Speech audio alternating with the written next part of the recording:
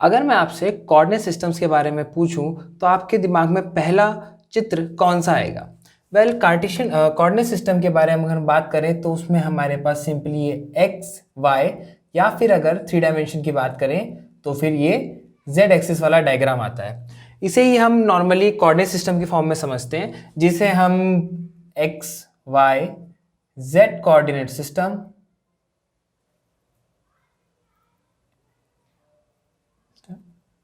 या फिर Cartesian coordinate system भी कहते हैं।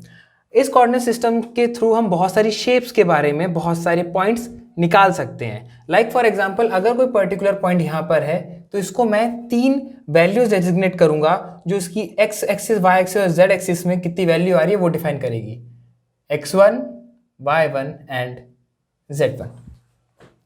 वेल, 3 डायमेंशन की जगह पहले इसको थोड़ा सिंपल करके 2 डायमेंशन की बात करते हैं।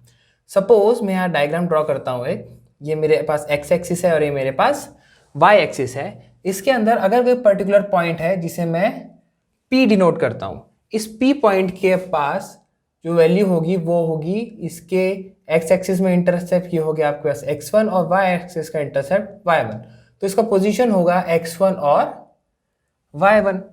नाउ इस पॉइंट को मैं एक और तरीके से रिप्रेजेंट कर सकता हूँ। कैसे? सपोज ये मेरे पास ओरिजिन है मेरा यहाँ पर, अब मैं ओरिजिन से एक डायरेक्ट लाइन इस पॉइंट पे ड्रॉ करता हूँ। ये मेरे पास डायरेक्ट लाइन आ गई from the origin two point O। अब अगर मैं इस ट्राइंगल की बात करूँ, इस पॉइंट को आप x ले लीजिए, ट्राइंगल OPX। यह अगर ट्राइंगल मेरे पास अवेलेबल है, इसके अंदर अगर मैं OP निकालने जाऊँ तो इट विल सिंपली भी इसका स्क्वायर प्लस इसका स्क्वायर अंडर रूट के अंदर। सो मेरे पास आ जाएगा x1 माइनस 0 का स्क्वायर प्लस y1 माइनस 0 का स्क्वायर। तो ये मेरे पास आ गई मेरी सेंट्रल लाइन। इसके साथ मुझे एक और वेरिएबल की जरूरत है जो है मेरा थीटा। एक्स एक्सिस से कितने एंगल पे मैं मूव करूंगा तो मुझे ये पर्टिकुलर पॉइंट मिल जाएगा। इसकी हेल्प से मैं इजीली किसी भी पॉइंट को डेजिग्नेट कर सकता हूं। जहां मैं अभी तक x1 और y1 2 पॉइंट डिफाइन कर रहा था, उसकी जगह मैं r1 और θ1 ये 2 वैल्यूज डेजिग्नेट करूंगा और अगेन मैं मेरी पॉइंट P को यूनिकली डिफाइन कर सकता हूं। अगर मैं किसी पॉइंट को इस फॉर्म में डिफाइन कर रहा हूं तो वो उसे मैं कहूंगा स्पेरिकल या फिर पोलर कोऑर्डिनेट्स। स्पेरिकल या पोलर कोऑर्डिनेट्स क्या होते हैं? अगर मैं किसी ऑब्जेक्ट को उसकी रेडियस और उसके एक्स एक्सिस से एंगल के फॉर्म में डिफाइन कर रहा हूं तो उसमें स्पेरिकल या फिर पोलर कोऑर्डिनेट्स कहता हूं। इनकी जरूरत हमें क्यों पड़ती है? वेल, कई सारी शेप्स हैं जिनको हम इजीली इवैल्यूएट कर सकते हैं कार्टेशियन कोऑर्डिनेट के अंदर। जैसे कि मेरा स्क्वायर के अंदर मुझे कुछ नहीं करना, मुझे इसके एंड पॉइंट्स की वैल्यू पता होनी चाहिए, A, B, C and D, और मैं इसका एरिया इजीली निकाल सकता हूं। लेकिन अगर मैं किसी सर्कल को लेता हूं तो उसका एरिया फाइंड आउट करना इस कार्टेशियन कोऑर्डिनेट सिस्टम में काफी डिफिकल्ट हो जाता है। ऐसे कोऑर्डिनेट सिस्टम्स में हमारे पास डायरेक्ट फॉर्मूला अवेलेबल है पाई आर स्क्वायर। तो अननेसेसरी मैं अपनी डेटा को बढ़ाने की जगह, एक्स और वाई अलग अलग वैल्यूज पे निकालने की जगह सिंपली मेरा ये वाला कोऑर्डिनेट सिस्टम यूज करता हूं और उसकी हेल्प से हम इजीली ज्योमेट्रिकली इसकी सिमेट्रीज को अवेल करके हम फॉर्मूलेज निकाल सकते हैं। तो आइए समझते हैं स्पेरिकल कोऑर्डिनेट सिस्टम के बारे में और इससे हम क्या क्या और इंफॉर्मेशन किसी भी सिस्टम या किसी भी साइंटिफिक प्रोसेस के बारे में निकाल सकते हैं। Spherical coordinate system. तो जैसे कि अभी हमने देखा, किसी भी पॉइंट को हम एक्स वाई कोऑर्डिनेट से आर और थीटा कोऑर्डिनेट में, स्पेरिकल पोलर कोऑर्डिनेट में कन्वर्ट कर सकते हैं। अगर मेरे पास किसी एक्स और वाई पॉइंट गिवन है तो उससे मैं आर और थीटा उसी का ओरिजिन के रिस्पेक्ट में निकाल सकता हूं। हमने अभी अभी डायग्राम बनाया था, ये मेरे पास एक्स एक्सिस और वाई एक्सिस, इस पॉइंट को मैं सीधा एरो के फॉर्म में जोड़ रहा हूं। ये मेरे पास है थीटा और ये मेरे पास है आर। अब r जो मेरे पास है वो सिंपली पाइथागोरस थ्योरम से आ गया, अंडर रूट में x square plus y square. तो x और y तो मेरी रेडियस तो यहाँ पे निकल आएगी। नाउ मुझे एक और पॉइंट की जरूरत है, वो है थीटा। सिंपल अगर देखें तो हमें मिलेगा, अगर इसे r कंसीडर करें तो ये हो जाएगा आपके पास r cos थीटा और ये हो जाएगा r sin थीटा। तो मैं जो मेरा पोजीशन वेक्टर r लिखूंगा जो कार्टेशियन कोऑर्डिनेट में कैसा था, x i cap plus y j cap. इस फॉर्मेट के अंदर मैं x की वैल्यू पुट करूंगा r cos theta i cap plus r sin theta j cap. r common ले लेते हैं, तो r अगर कॉमन निकलता है so what I left with is cos theta i cap plus sin theta j cap. ये मेरे पास आ गया मेरा r वेक्टर। अब r वेक्टर के साथ साथ मुझे जरूरत है इस डायरेक्शन की, जिस डायरेक्शन में r वेक्टर है। हमें पता है कोई भी ऑब्जेक्ट का यूनिट वेक्टर, अगर मैं x का यूनिट वेक्टर निकालने जाऊं तो होगा x vector divided by mod of x। तो इस फॉर्मेट में हम अलग अलग वैल्यूज निकालने की कोशिश करते हैं। तो अगर मैं मेरा r यूनिट वेक्टर निकालने जाऊं which is my r vector upon में mod of r definitely cos की value mod of cos theta plus sin theta 1 देगा। सो वही essentially left with is r cos theta i cap plus sin theta j cap upon में r से r cut गया और ये मेरे पास एसेंशियली मेरी r कैप वेक्टर की डायरेक्शन आ गई। आप देखेंगे यहाँ पर जो मेरी r की डायरेक्शन है वो थीटा के साथ चेंज हो रही है। अगर मैं थीटा चेंज करूंगा तो मैं r कैप की डायरेक्शन चेंज होती जाएगी। क्या ऐसा होता है? वेल फॉर ऑफ कोर्स अगर ये थीटा मैं थोड़ा सा बढ़ाऊंगा तो मैं इस पोजीशन में पहुंच जाऊंगा।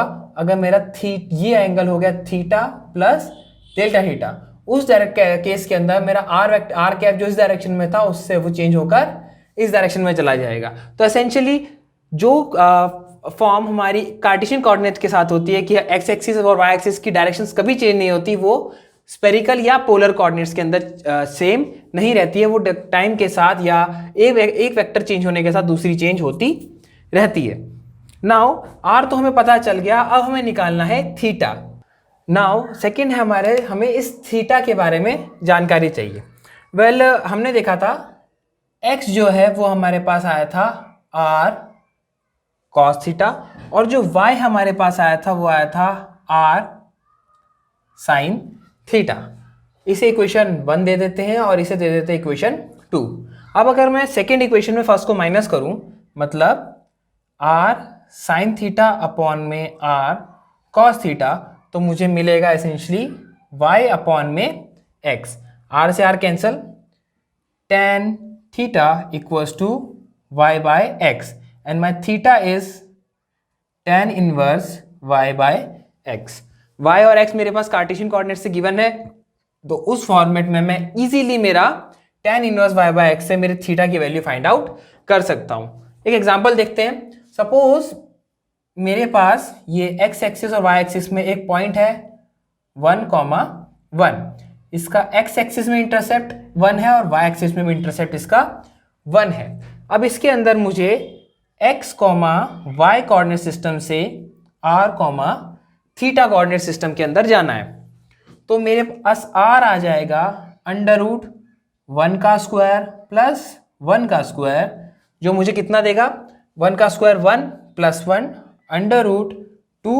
और अगर मैं थीटा निकालने जाऊं तो वो होगा tan इनवर्स 1/1 1 होता है, tan थीटा 1 होता है 45 डिग्री पे।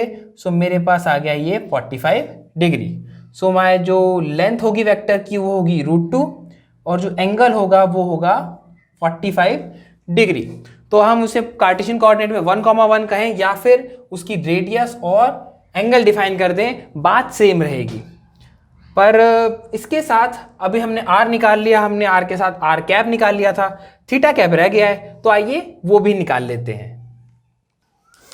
सो इन आवर डायग्राम आप देख सकते हैं r कैप की डायरेक्शन ये आ रही है। नाउ एक बेसिक इंट्यूशन है, हमने देखा हुआ है कि जो x is perpendicular to y is perpendicular to z।